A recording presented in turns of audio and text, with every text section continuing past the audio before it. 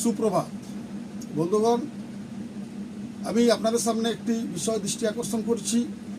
আমাদের দেশে নির্বাচন কমিশনের কাজে এদেশের বিরোধী রাজনৈতিক দলগুলি অযথা বিতর্ক এবং যুক্তিহীন বিতর্ক এবং সমালোচনার সৃষ্টি করছে। আমাদের নির্বাচন কমিশন স্বাধীন এবং স্বতন্ত্র। এই নির্বাচন কমিশন গঠন করেছিলেন কংগ্রেসি আমলে, যারা আজকের অপ্রয়োজনীয় প্রশ্ন তুলছেন।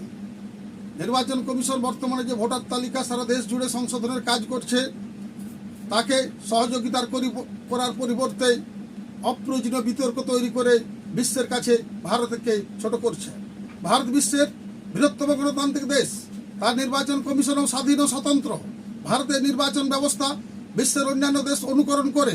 সেখানে আমাদের দেশের যে বিরোধী রাজনৈতিক দলগুলি এই বিতর্ক কেন তুলছেন?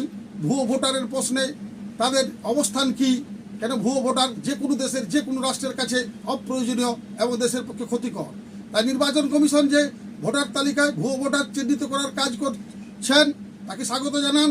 আসুন, আমি সামাজিক মাধ্যমের মাধ্যমে এই দেশের বিরোধী রাজনৈতিক দলগুলো তথা সাধারণ মানুষের কাছে আবেদন এবং অনুরোধ জানাচ্ছি, আসুন আমরা সবাই নির্বাচন কমিশনের এই ভুয়ো ভোটার যে খোঁজার কাজ চলছে তাকে সর্বান্তকরণে সহযোগিতা করি। এই বলে আমি আপনাদের ধন্যবাদ এবং অভিনন্দন জানিয়ে আমি আমার বক্তব্য শেষ করছি। নমস্কার।